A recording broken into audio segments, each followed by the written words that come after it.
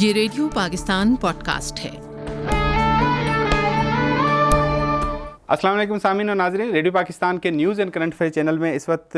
میں ہوں آپ کا میزبان مدثر حسین، اور سامعین آپ کو بتاتے چلیں کہ اس وقت ہمارے ساتھ مہمان ہیں سینیٹر دنیش کمار۔ آپ باپ پارٹی کے سینیٹر ہیں، بلوچستان عوامی پارٹی کے سینیٹر ہیں۔ آج ہمارے ساتھ شریک گفتگو ہوں گے، ان کے ساتھ گفتگو کریں گے، بلوچستان کے ایشوز کے حوالے سے بات چیت کریں گے، اور اس کے علاوہ جو بلوچستان میں دیگر جو ترقیاتی کام ہونے چاہیے ان کے حوالے سے بات کریں۔ ان کے دنیش کمار صاحب سے ان کے اپنی سیاسی زندگی کے حوالے سے کچھ مختصر گفتگو کریں گے۔ سب سے پہلے آپ کو خوش آمدید کہتے ہیں دنیش صاحب، آپ نے ریڈیو پاکستان کے news and current affair channel پر اپنا قیمتی وقت دیا، کیونکہ بلوچستان کی اگر بات کریں تو بلوچستان اس میں کوئی شک نہیں کہ پسماندہ علاقے بہت بڑے پیمانے پہ ہیں اور وہاں پہ کام کرنے کی شدید ضرورت ہے، لیکن ایک سوال ہمیشہ اٹھایا جاتا ہے، آپ برسر اقتدار ہیں، جو بلوچستان عوامی پارٹی ہے باپ پارٹی، وہ بلوچستان کے وزیر اعلیٰ ہیں وہاں پہ، تو یقینی طور پہ ایک سوال اٹھتا ہے کہ کیا ترقیاتی کام ہو رہے ہیں، ہونے چاہیے، اور کیسے ترقی کے ٹریک پہ بلوچستان کو چڑھایا جائے گا؟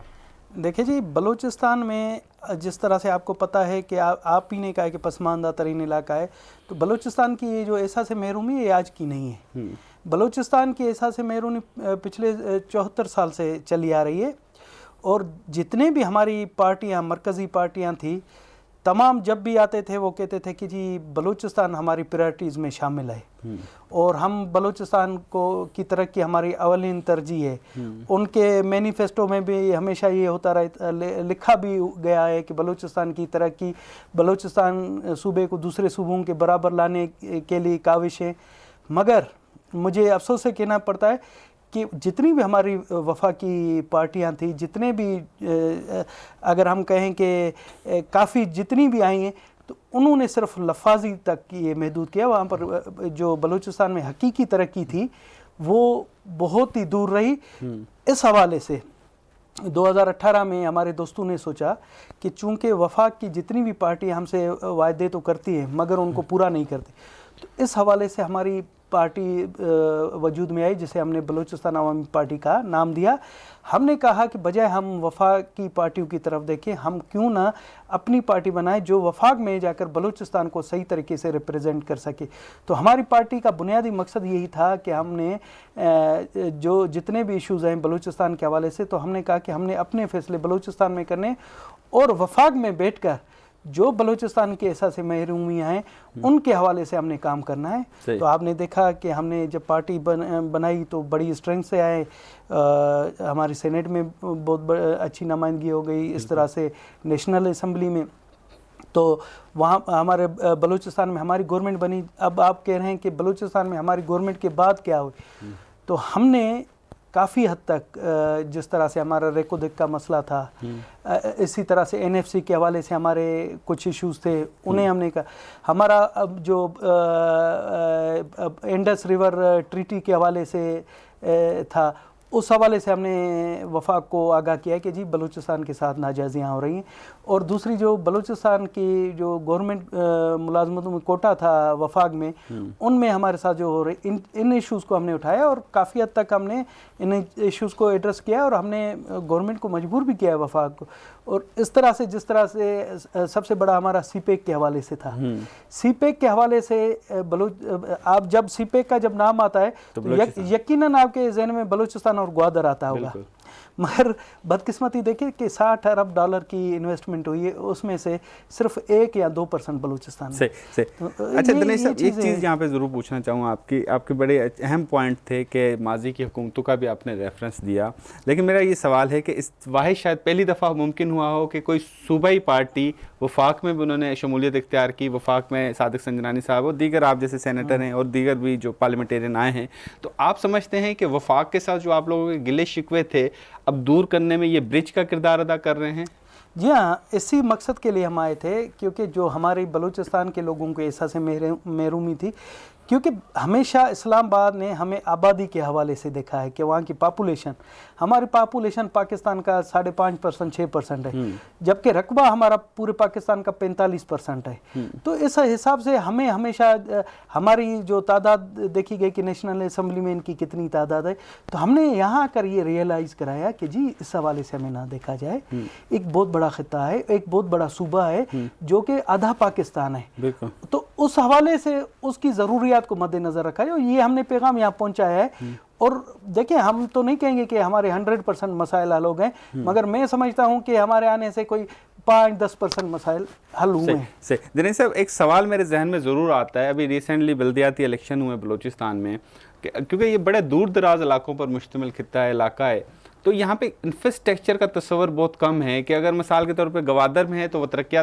یافتہ ایریا ہے, وہاں پہ چلو ہوگا انفراسٹرکچر, لیکن پسنی سبی دوسرے جو ایسے علاقے ہیں جن کے شاید نام بھی ہم کبھی کبھار بہت کم لیتے ہیں, وہاں پہ انفراسٹرکچر کیسے ہوگا, بلدیاتی نمائندے کام کیسے کریں گے وہاں پہ؟ ابھی دیکھیں آپ نے انفراسٹرکچر کے حوالے سے کہا, آپ نے نام لیا کہ جی گوادر تو بڑا اچھا, میں آپ کو بتاؤں گوادر بھی انفراسٹرکچر کے حوالے سے تباہ حال ہے. گوادر میں بھی اب اس ٹائم بھی لوگ پانی کی بوند بوند کو ترس رہے ہیں, وہاں پر کوئی سیوریج کا سسٹم نہیں ہے. جب اتنے بڑے شہر کا یہ نہیں, دیکھیں ہماری گورنمنٹ ہے مگر 74 سال کے مسائل جو اب ہماری آپ ہمیں یہاں پر اسلام آباد میں بھی کیا آ جاتا ہے کہ یہ آپ کی گورنمنٹ ہے,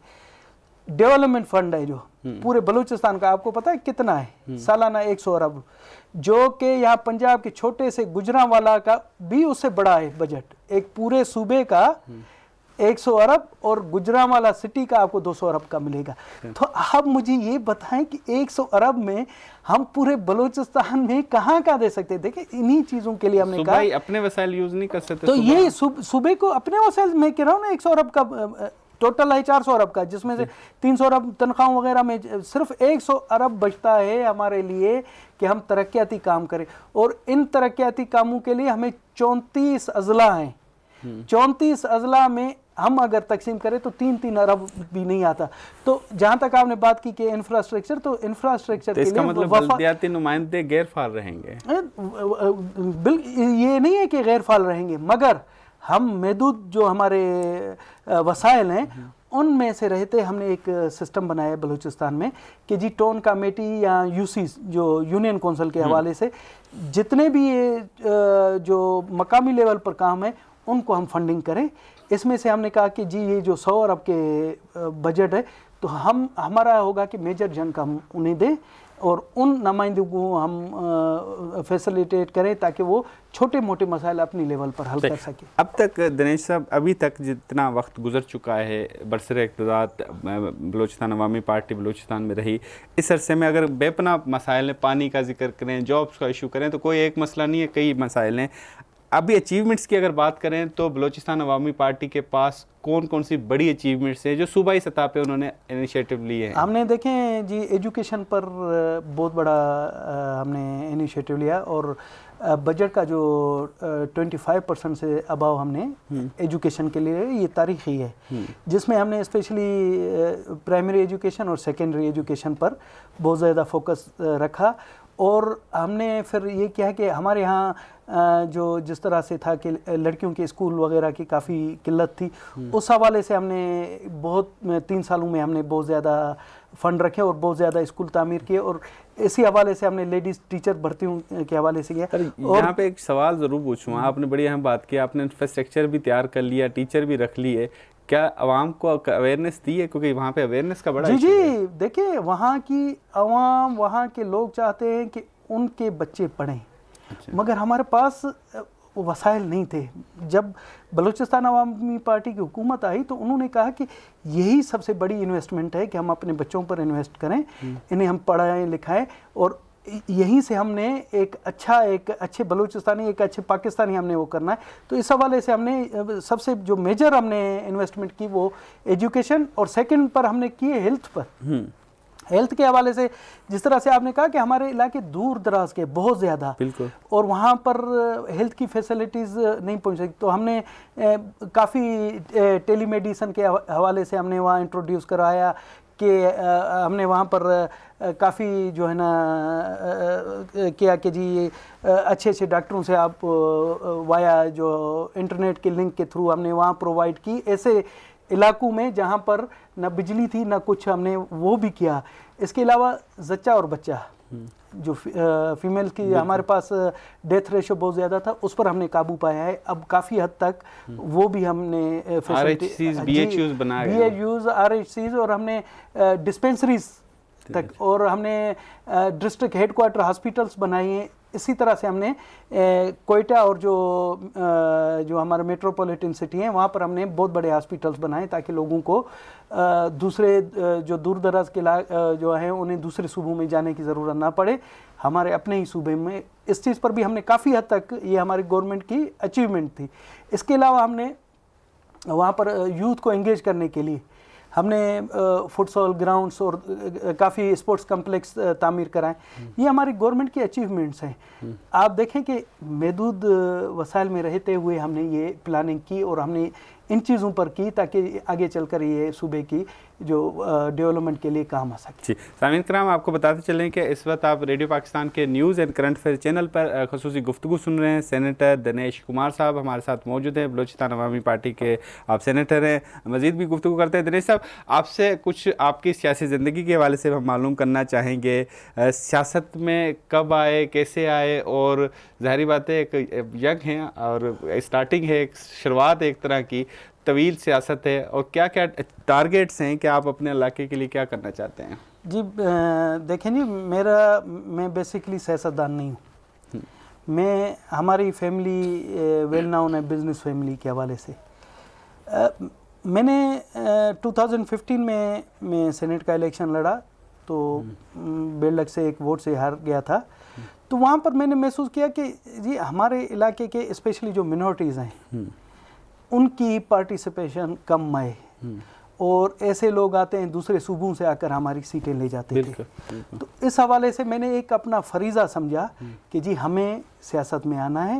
اور یہ ہم نے سوچا کہ ہم آ کر پہلے, اگر میں یوں کہوں کہ شاید پہلی دفعہ ہوا ہے کہ ریل اقلیتی ممبر بلوچستان سے آیا ہے. جی پہلے تھا اقلیتی ممبر, مگر اس کا تعلق بلوچستان سے نہیں تھا پراپر. تو اس حوالے سے میں 2018 کے الیکشن میں ایز ایم پی اے بلوچستان اسمبلی میں سلیکٹ ہوا.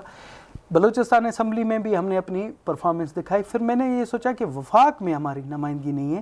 تو 2021 میں جیسے سینٹ کے الیکشن ہوئے تو میں نے بلوچستان اسمبلی سے as a M P A resign کیا, اور میرے پاس وہاں پر پورٹ فولیو بھی تھا منورٹی افیئرس کا. حالانکہ کہا جاتا ہے یہاں پر, ہمارے دوست کہتے ہیں کہ جی صوبے کی سیاست اچھی ہوتی ہے, وہاں فنڈز بھی ہوتے ہیں, یہ ہوتے ہیں یہاں. تو میں نے یہ سوچا کہ نہیں, مجھے وفاق میں جانا چاہیے جہاں پر میں اپنے صوبے کو, جی صوبے کو بھی ریپریزنٹ کروں, اور پاکستان کی اقلیتی برادری اور بلوچستان کی اقلیتی برادری کو بھی یہاں کا ریپریزنٹ کروں. یہ میرا مین فوکس تھا. اور آپ نے دیکھا ہوگا کہ جس طرح سے میرے گولز تھے کہ ہمارے جو بلوچستان کے کافی جو مسئلے مسائل ہیں, تو ہم نے اسمبلی کے فلور پر ان پر ببانگ دل اٹھائے ہیں, اور باقاعدگی سے ہم نے بیوروکریسی کو بھی یہ باور کرایا ہے, اسٹیبلشمنٹ کو بھی ہم نے یہ کہا ہے, اور ہمارے نمائندے ہیں کہ جی بلوچستان میں جب تک آپ بلوچستان کو ترقی نہیں دیں گے, بلوچستان میں ڈیولپمنٹ کام نہیں کریں گے, بلوچستان کے احساس محرومی ختم نہیں کریں گے, تو وہاں پر جو ہے نا اس طرح سے حالات رہیں گے. سب سے بڑا یہ ہے کہ جب آپ وہاں پر بے روزگاری ختم کریں گے, لوگوں کی بھوک ختم کریں گے, وہاں پر جو بیسک جو نیڈس ہے وہ پورے کریں گے, تو آپ دیکھیں گے کہ بلوچستان کی ترقی پاکستان کی ترقی, اور پاکستان کی ترقی کا راستہ بلوچستان سے گزر کر جاتا ہے. بالکل, بڑی زبردست بات کی دنیش صاحب آپ نے. لیکن آپ کی جو بات جو اقلیتوں کے حوالے سے کی, تو یقیناً ایک سوال اسی حوالے سے بھی آپ سے پوچھنا چاہوں گا کہ اقلیتوں کے حوالے سے مختلف قوانین بنائے جاتے ہیں, وفاقی سطح پہ سندھ میں بھی قوانین بنائے, بے پناہ ایشوز ہیں, اور فورس کنورجنس کے معاملات ہوں, دیگر بھی جابس کے حوالے سے کوٹا سسٹم کا معاملہ ہو, تو آپ سمجھتے ہیں کہ بطور اقلیتی ممبر, کیونکہ منورٹیز کو وہاں پاکستان میں تو بڑی سپورٹ حاصل ہے, ہر طرح کی آزادی حاصل ہے, پھر بھی جو ایشوز ہیں اس کے حل کے لیے وفاق کو کیا کیا کہیں گے, کس طرح رجوع کریں گے, اور ان معاملات کے حل کے لیے کیا اسٹیپ لینا چاہیں گے؟ سب سے پہلے تو میں دیکھیں مطلب ہم خوش نصیب ہیں کہ یہاں پر ایسے حالات نہیں ہیں جیسے اقلیتوں کے ساتھ انڈیا میں ہیں. یہاں پر ہمیں سنا جاتا ہے, یہاں برداشت کا مادہ ہے. ہم نے کئی ایسی تلخ باتیں کی, ہمارے بھائیوں نے ہماری باتیں بھی سنی. اب یہ دیکھیں یہاں پر اگر ناانصافی کی بات کریں, یہاں کوئی کسی قسم کا کوئی کرائم ہوتا ہے, تو یہاں پر کرائم جو ہے نا عبدالرحیم کے لیے بھی ہے تو دنیش کمار کے لیے بھی ہے. یہاں پر اس چیز کو باقی کبھی کبھار اس طرح سے آتا ہے اب کافی جگہوں پر، مگر یہ ہے کہ حکومتی سطح پر اس چیز کی وہ ان کو سپورٹ نہیں ہوتی. جو اس طرح کے لوگ اقلیتوں کے خلاف کوئی کرتے ہیں تو حکومتی سطح پر ان کے خلاف کارروائی کی جاتی ہے. افسوس تب ہو کہ جی کسی اقلیت پر ظلم ہو اور حکومت بھی اس کی سپورٹ کرے جنہوں نے ظلم کیا، مگر یہاں پر یہ چیز نہیں ہے. تو باقی ہر معاشرے میں اونچ نیچ ہوتی رہتی ہے. جس طرح سے سندھ میں واقعات ہو رہے ہیں کہ جی جبری مطلب وہ ہیں، کچھ ہیں جن کو ہم یہاں پر ایڈریس کر رہے ہیں. ہم نے اپنے دوستوں بھائیوں کو سمجھایا ہوا ہے کہ جی ان واقعات سے پاکستان کی بدنامی ہوتی ہے اور ان چند شرپسند عناصر کی خواہشات کو ہم پورے پاکستان قوم کی خواہش نہیں کر سکتے. اور آج کل آپ دیکھ رہے ہیں کہ ہمارے دشمن ممالک میڈیا کا فوکس ہے، کہیں بھی اقلیتی برادری پر ہوتی ہے تو وہ اس کو اس طرح سے ہائی لائٹ کیا جاتا ہے کہ پورے ملک میں اس طرح سے کوئی پرسیپشن کریٹ کر دیتے ہیں. بالکل، آپ نے تو دیکھا ہے یہ تو 5th جنریشن وار کے حوالے سے یہی چیز ہے. تو ہم ان چیزوں کو کاؤنٹر کرنے کے لیے ہم اس سلسلے میں وفاق میں بیٹھ کر قانون بنا رہے ہیں. قانون سازی کے حوالے سے ہم باتیں کر رہے ہیں. ہم اپنے علماء اکرام کو ہم کہہ رہے ہیں کہ جی آئیں آپ بیٹھیں، ان چیزوں کو مسئلے کو حل کریں تاکہ ہم پوری دنیا کو دکھا سکے کہ پاکستان کے پرچم میں جو سفید حصہ ہے وہ اقلیتوں کا، اور ہم نے اس پاکستان کے پرچم کو سربلند کرنا ہے. بالکل، تاکہ پوری دنیا میں ہے کہ اسلام ایک امن پسند ملک ہے اور مذہب ہے، اور پاکستان ایک امن اور تمام اقلیتوں کے لیے، جو قائد اعظم محمد علی جناح نے کہا تھا کہ تمام لوگوں کو یہاں برابر کے، ہندو اپنے مندر میں جانے کے لیے آزاد ہے، مسلم اپنے مسجد میں، سکھ اپنے گردوارے میں اور کرسچن اپنے چرچ میں. تو اس چیز کو ہم عملی مظاہرہ کر کے پوری دنیا کو دکھائیں. یہ میرا موٹو ہے اور اس چیز پر میں وہاں پر بھی بیٹھا ایک برج کا کام کر رہا ہوں، اور آپ دیکھیں گے کچھ عرصے میں یہ چھوٹے موٹے مسائل بھی حل ہوں گے. جی دنیش صاحب، آخری حصے میں تھوڑا سا ایک مختصر 2 کوشچن آپ سے کرنا چاہوں گا. بلوچستان کے حوالے سے ایک تاثر ہے، پولیٹیکلی تاثر رہا ہے ہمیشہ کہ جب بھی کوئی الیکشن ہوتے ہیں خاص طور پہ وہاں پر سلیکٹیو، جیسے آپ نے خود ذکر کیا کہ صوبے سے تعلق رکھنے والے پارلیمنٹیرین یا سینیٹر منتخب ہو کے نہیں آتے، اس کی وجہ ہے کہ باہر سے آتے ہیں. تو اس تاثر کو کیسے ختم کیا جائے گا؟ جیسے کہ آرٹیکل 63 کی اگر بات کریں تو کہا جاتا ہے کہ یہاں سے منتخب نہیں ہوتے، لین دین کے معاملات، اس طرح کی کمپلینٹس ہوتی ہیں، تو یہ بڑی شکایات ہوتی ہیں. اس کے حل کے لیے بلوچستان عوامی پارٹی کیا کردار ادا کر سکتی ہے مستقبل میں؟ ابھی دیکھیں، کوئی زمانہ تھا پہلے، بالکل آپ کی بات میں صداقت، مگر آپ نے اب دیکھا کہ بلوچستان اسمبلی کی ابھی آپ بات دیکھیں نا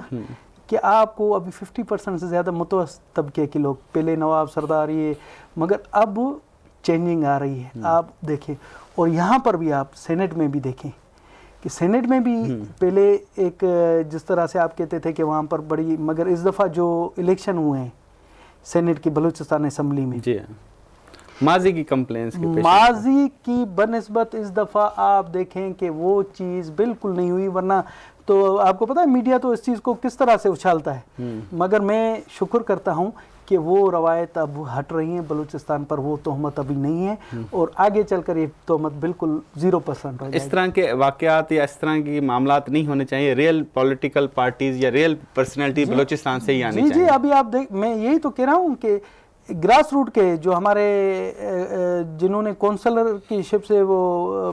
سیاست کی تھی، وہ ایم پی بن گئے، منسٹر بن گئے بلوچستان میں. تو اس کا مقصد ہے کہ ایک ریولیوشن آیا ہے، ایک چینجنگ آئی ہے نا. پہلے ایک مخصوص طبقہ آتا تھا کہ نواب سردار، مگر اب میں آپ کو کہہ رہا ہوں کہ وہاں پر اب 50 سے 60% آپ کو متوسط طبقے جو مڈل کلاس ہیں یا غریب ہیں وہ آئے ہیں اسمبلی میں. تو کس طرح سے آئے ہیں؟ یہی عوام کی امنگوں کے ساتھ، یا انہوں نے جدوجہد کی، یا ہماری جو ابھی پولیٹیکل پارٹیز ہیں جس طرح سے قوم پرست ہیں یا دوسری ہیں، تو سب نے اپنے جو ان کے کارکن ہیں ان کو ٹکٹس دیے، وہ آئے ہیں. اور آپ دیکھیں کہ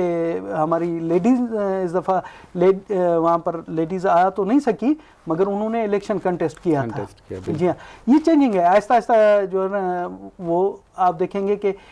کچھ عرصے کے بعد یہ چیزیں تو آپ پنجاب میں بھی دیکھ رہے ہیں، سندھ میں بھی ہوتا ہے، خاندانی سیاست جو چل رہی ہے، خاندانی حلقے، خاندانی سیاست، برادری ازم، یہ ساری چیزیں چلتی ہیں. مگر ساتھ ساتھ میں اب ایک چینجنگ آئی ریئل پولیٹیکل ہو رہی ہے, پولیٹکس ہو رہی ہے. بالکل درین صاحب, بلوچستان کی عوام بھی سن رہی ہے, ویسے تو پورے پاکستان پوری دنیا سن رہی ہے, لیکن بلوچستان عوامی پارٹی اس وقت بلوچستان میں برسر اقتدار ہے, تو بلوچستان کی عوام کچھ آپ سے پیغام ہم آپ سے لینا چاہیں گے, کیا میسج دیں گے ان بلوچستان کے عوام کو کہ ان کے آپ مسائل جو کافی تھوڑی مشکلات کا شکار ہے حل کرنے کے لیے کس طرح تیاری کر رہے ہیں اور کیا کرنے جا رہے ہیں؟ جی دیکھیں, بلوچستان کے عوام کو میری طرف سے یہی پیغام ہے. ہمارے جس طرح سے کافی یہاں پر بلوچستان کے اسٹوڈنٹس آئے تھے, انہوں نے کافی حد تک یہاں پر آ کر پروٹیسٹ وغیرہ کیا تھا, تو ان کو میں تمام بلوچستان کے عوام کو یہ یقین دہانی کرانا چاہتا ہوں کہ وفاق میں آپ کے نمائندے بیٹھے ہوئے ہیں. آپ کے ہر مسئلے, وہاں جتنے مسائل ہیں ان کو ہم سمجھتے ہیں, اور ہم ٹائم فریم سے ان مسائل کو ایک پلاننگ کے ساتھ حل کرانے کے لیے ہم نے ایک وہ کیا ہوا ہے. تو اس میں تھوڑا ٹائم فریم چاہیے, اور انہیں کہتے ہیں آپ یہ یقین جانیں کہ بلوچستان کا جو درد ہے وہ ہم میں بھی اتنا ہے جتنا وہاں پر بیٹھے ہوئے لوگوں, کیونکہ ہماری بھی جڑیں وہیں سے ہیں, اور یہ ان کو اطمینان ہونا چاہیے کہ آپ کے منتخب نمائندے ہیں وہ یہاں پر بیٹھ کر, جو یہاں کی بیوروکریسی کی ایک مائنڈ سیٹ بنا ہوا تھا بلوچستان کے حوالے سے, جو یہاں بیٹھ کر ہمارے بابو ٹائپ وہ بناتے تھے پالیسیاں, اب وہ نہیں ہوں گی. بلوچستان کی پالیسیاں ہماری مرضی سے اور بلوچستان کے زمینی حقائق کے مطابق بنیں گی, اور بلوچستان کے لوگ کچھ عرصے میں اس کا بینیفٹ دیکھیں گے. بہت بہت شکریہ سینیٹر دنیش کمار صاحب, آپ نے ریڈیو پاکستان کے news and current affair channel کو اپنا قیمتی وقت دیا. سامعین و ناظرین, آج کے پروگرام کے جو پروڈیوسر تھے اسد اللہ خان, ایگزیکٹو پروڈیوسر امان اللہ سپرا, اس کے ساتھ اپنے میزبان مدثر حسین کو دیجیے گا اجازت. اللہ حافظ. یہ ریڈیو پاکستان پوڈ کاسٹ ہے.